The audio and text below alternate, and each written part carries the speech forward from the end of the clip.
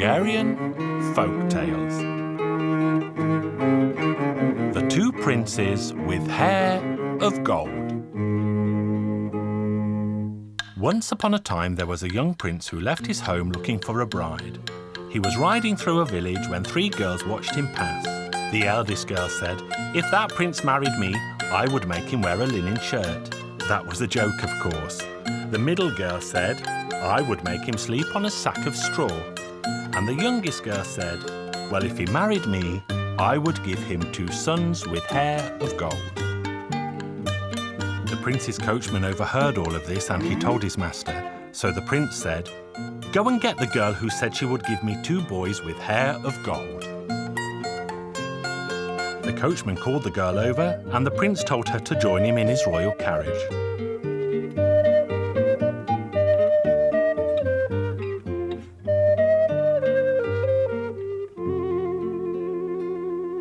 Time quickly passed and the young queen became heavy with child, but before she could give birth, the king had to go and fight.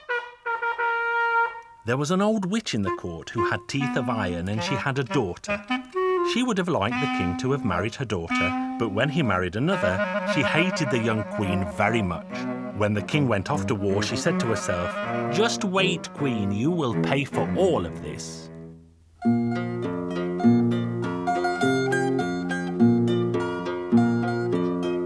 The day came when the queen gave birth to 2 beautiful sons with hair of gold. The witch with the iron teeth stole them and put 2 puppies in their place. Then she buried the 2 boys opposite each other in the ground around the fish pond. The king was told the news that the queen had given birth to 2 puppies and he had also lost the battle that day. This and the bad news about his wife made him very angry. He wrote a letter and sent it home. In the letter, he ordered that the queen and the 2 puppies should be thrown into the pond where a great whale lived. As soon as the messenger was sent away, he began to regret what he had ordered to be done.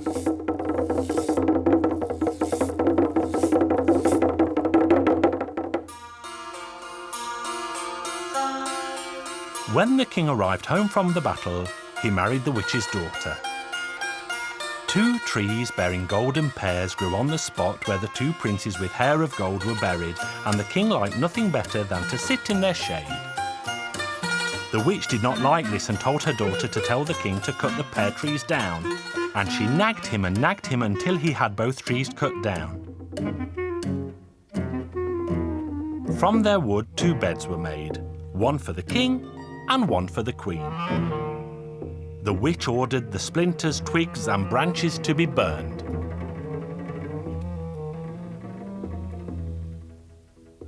But no one noticed a passing goat that gobbled up 2 small twigs from the tree. When the queen and king were sleeping in their beds one night, the queen's bed asked the other, "Dear brother, is that weight not too heavy for you?" And the other bed answered, "It's not heavy at all, as my burden is my dear father. But mine's too heavy, as I have to bear my enemy." The witch was not asleep and she overheard the beds talking. The next morning she ordered her daughter to burn the 2 beds lest her sin come to light. The 2 beds were burned that very day.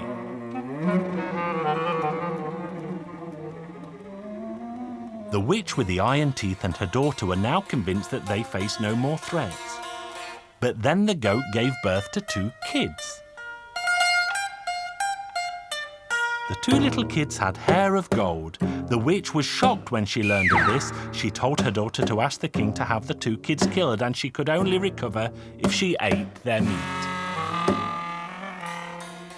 The goat kids were killed, and the witch ordered that every strand of their golden hair should be cleared away.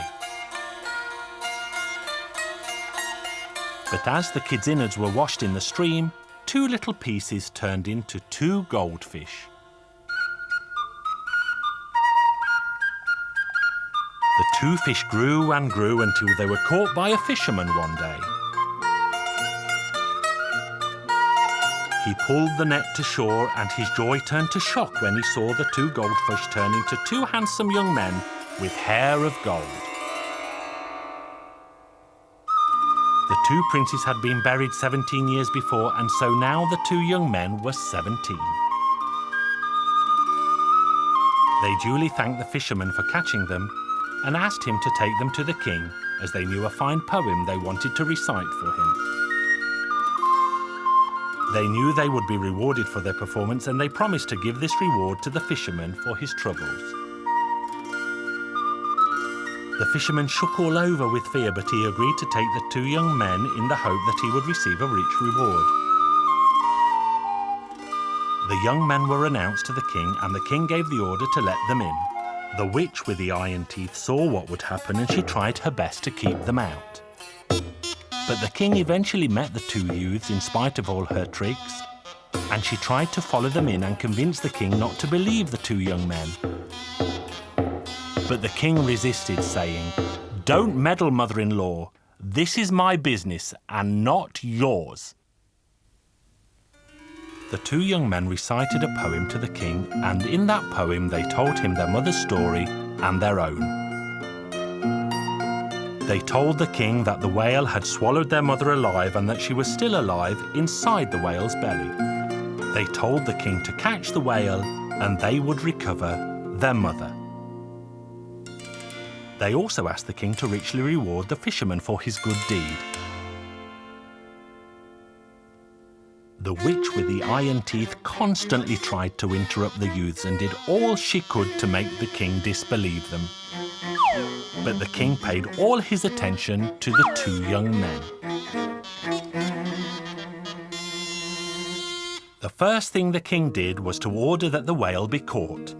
The queen emerged from the whale alive, and the king begged her to forgive him. She had survived the ordeal intact. Then the king ordered his 2 sons and wife, and the witch and her daughter, to appear before the royal council. The king put the question to the council: "What does a witch deserve who tried to kill 2 boys and their dear mother, ruin their reputation, and deprive a father of his family? What should her punishment be?" So the royal council ordered that the witch and her daughter should be tied to the tails of 2 horses and dragged through the city. Then they had to be chopped into 4 and their bodies nailed to the 4 corners of the city. The queen and her 2 sons begged for mercy for both of them, but to no avail, and the sentence was duly carried out. The king gave a rich reward to the fishermen. There was a fabulous feast, and the people of the land and the royal family lived happily ever after.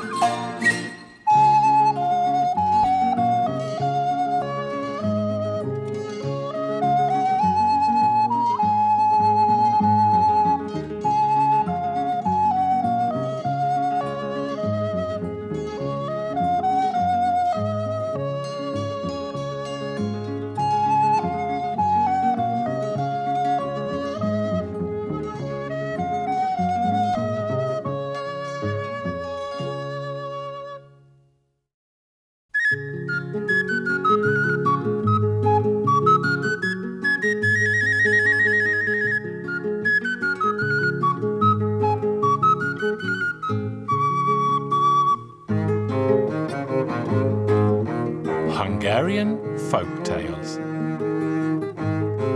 The Mayor's Clever Daughter.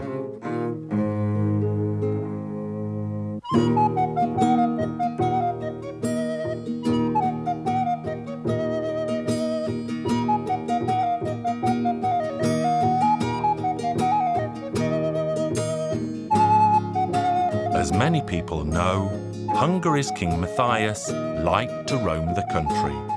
Once he walked into a tiny village to see how the local people lived. There was an inscription on the gate of the mayor's house that read, "Here lives the village mayor. Here he lives with no trouble or care."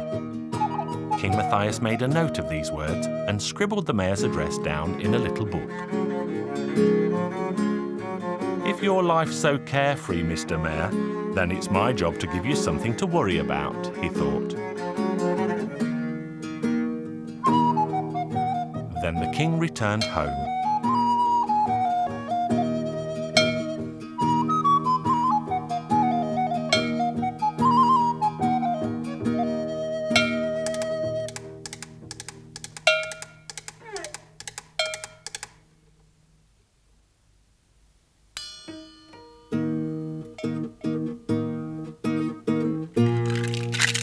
back in those days, jugs were made out of clay, and one of the king's jugs had a hole in it. So King Matthias sent the jug down to the mayor, saying that he should mend the jug, or else have his head chopped off.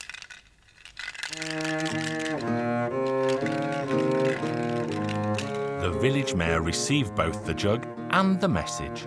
He was very sad, because he really did not know what to do.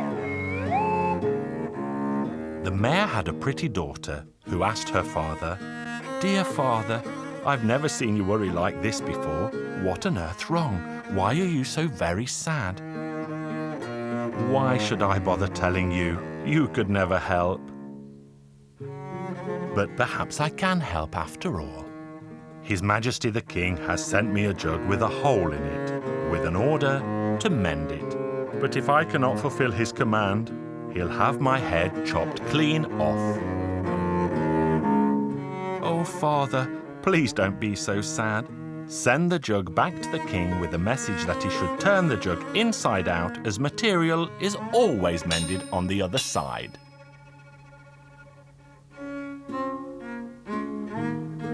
Very well. And he sent the jug back with the message. This was a brilliant idea because the jug could never be turned inside out.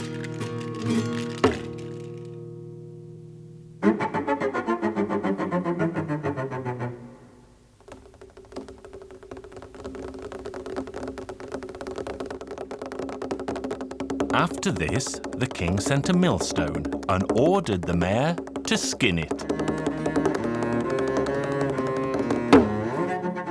This made the mayor even sadder, because it's impossible to skin a millstone.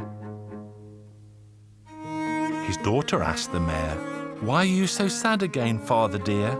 "My sweetest daughter, you definitely won't be able to help me this time, but perhaps I can help you after all. His Majesty has sent me a millstone and ordered me to skin it. If I do not obey him, I shall have my head lopped off. But it's really not a problem at all. Write a letter to the king, asking him to have the millstone slaughtered, because no beast can be skinned before it's had its throat cut, and so the king should do the same to the millstone first."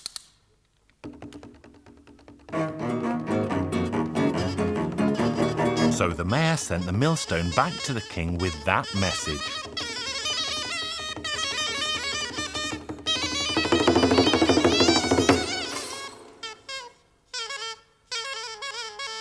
The idea proved to be brilliant, and so this time the king ordered him to visit him at the palace.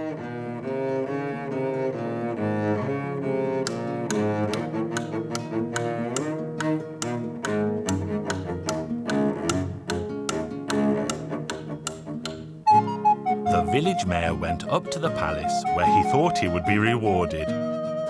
But instead, the king wanted to know who had given him these inventive ideas, and so the mayor was forced to confess.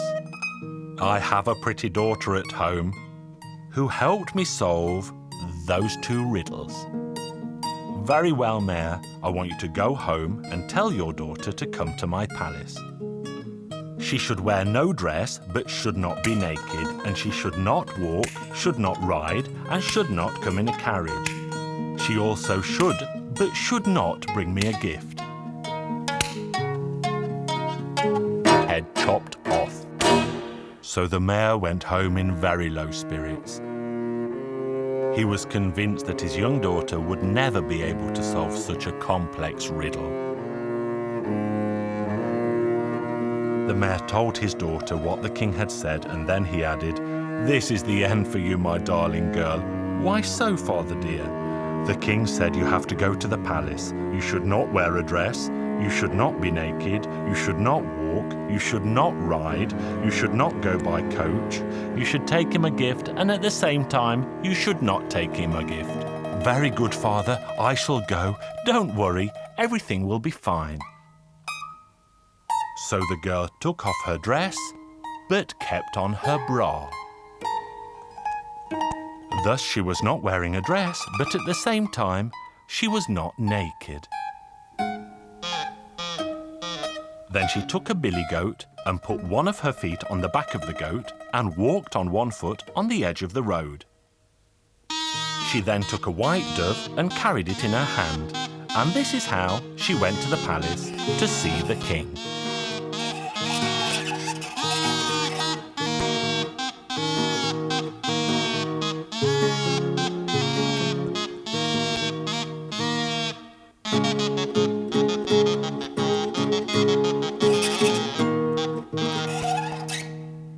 When the king saw the girl, he was very surprised.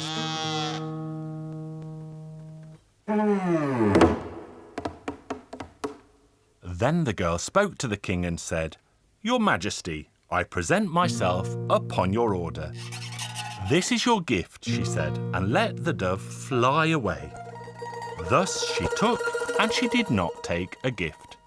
Then the king said, "Everything is fine, my girl, but tell me, why did you not hide your private parts instead of your bosoms?" And the girl replied, "Your Royal Highness, my private parts were created by God, but I grew my bosoms myself. I am ashamed of them, and that's why I hid them."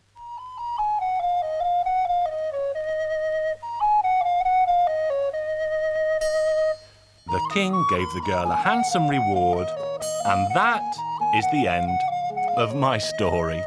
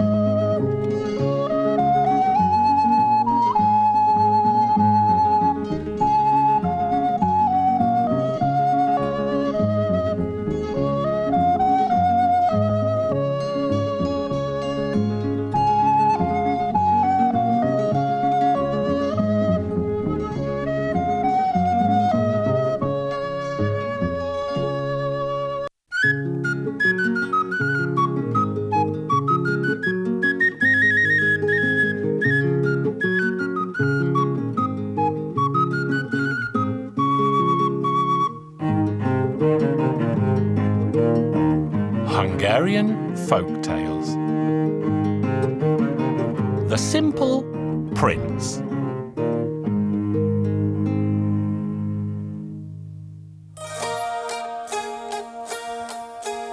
Once upon a time there was a farmer, and the farmer had 3 sons.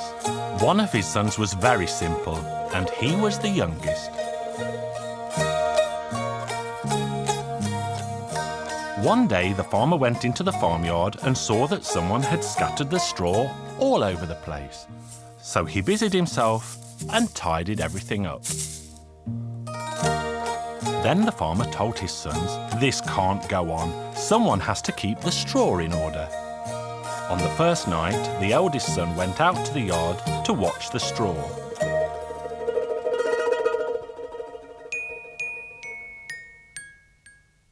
But the boy became hungry and began to eat. All of a sudden, a tiny mouse appeared and sat staring at the boy.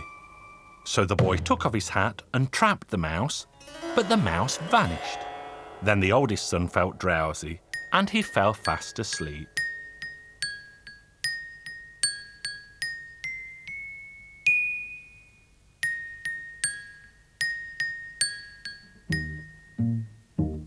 And when he woke the following day, he saw that the straw had been thrown around the yard again.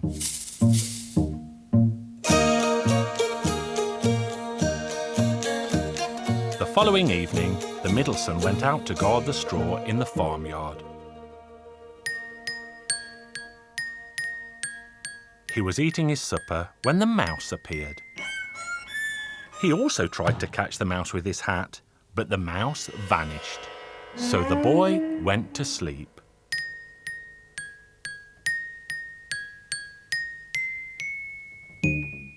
And when he woke again the following morning, the straw was messy again.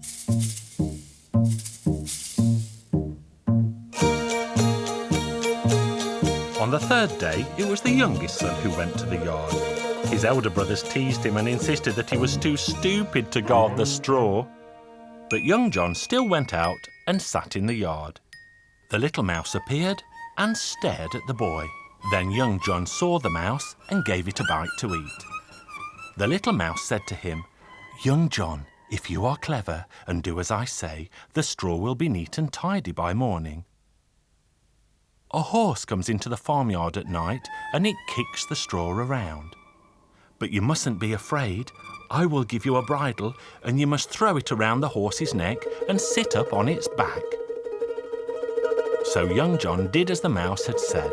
When the horse appeared that night, he threw the bridle around its neck and sat high up on its back. The horse tried to run into the straw, but young John held it tight. The horse soon realised that young John was too strong for it and it would never get into the straw. And then all of a sudden, the horse began to speak. "As you were so brave, I shall give you 3 whistles. If you blow one of them, a horse will appear in the blink of an eye with a uniform for you to wear." Then the horse gave him a copper whistle, a silver whistle, and a golden whistle. When he returned home, young John said to his father, "I kept the straw safe, it's still neat and tidy." So then the father addressed his other 2 sons. "You see, you said he was the simplest of you all, and yet he was the only one who managed to guard the straw." The king's beautiful daughter had made up her mind to marry, and she set the following challenge. In front of the castle stood a mighty glass mountain, and on top of that a solitary pine. And on the highest branch there was a slipper that perfectly fit the princess's foot. And the young princess announced that she would marry the man who could bring the slipper back to her. Brave young men from all 4 corners of the land came to try their hand, and young John's brothers went up to the palace to see who would get the slipper. John wanted to join them too, but they refused to take him. Then John had an idea. "You go, my brothers, I shall be there anyway." Then young John blew the copper whistle and a copper horse appeared with a gleaming copper uniform. John put the clothes on, climbed up on the horse and rode towards the glass mountain. When the princess saw him, she sighed and said, "I wish it were him who could pick up my slipper," but he only rode halfway up and back down again. When his brothers got home, they told him what they had seen. "I saw it too, from the top of the wall." His brothers were angry with him, and they knocked the wall down to stop him spying on them. The competition continued the following day, and his brothers attended again. This time John blew his silver whistle. This time a silver horse appeared with a sparkling silver suit, and when he rode up in front of the palace, the princess was even keener for him to win. But young John only managed to ride halfway up and down again. At home, his brothers told him what they had seen. John said, "I saw it too, from the barn roof." And his jealous brothers burned the old barn down. On the 3rd day, his brothers went again to see the competition. Now John blew the golden whistle, and a golden horse appeared with a glistening golden uniform. The young princess saw him at once. "This is the last day," said the princess. "I hope he will bring my slipper back." John rode all the way up to the top. He picked up the slipper and disappeared over the other side of the mountain, taking the golden slipper with him. The princess was sad because she had no idea where the handsome hussar had gone. Young John returned home.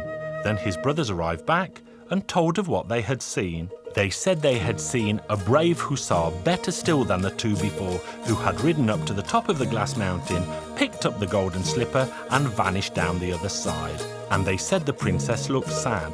Then young John said, "I saw everything too from the corner of the house." His brothers were so furious that they knocked the old house down. The king issued a decree that the young man possessing the golden slipper should present himself at the palace at once. But nobody came. Then they began to search the homes of the local people, and they also searched young John's house.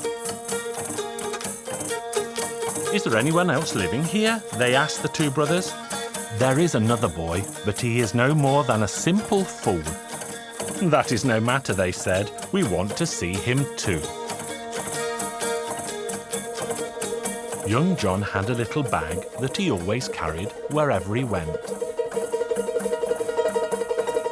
They searched the bag and found the golden slipper. His brothers were stunned by the sight and they had no idea how he had come to have the princess's slipper. Then they were ordered to take young John to the palace where he was to marry the pretty princess. The king's men asked John where was the suit he was wearing when he picked up the slipper. Then young John blew all 3 whistles and all 3 horses appeared with all 3 suits. Then young John put on the golden uniform and gave the other 2 to his brothers. Then he presented the slipper to the princess and the wedding festivities began. The wedding party was so very jolly that I think they may still be making merry to this very day.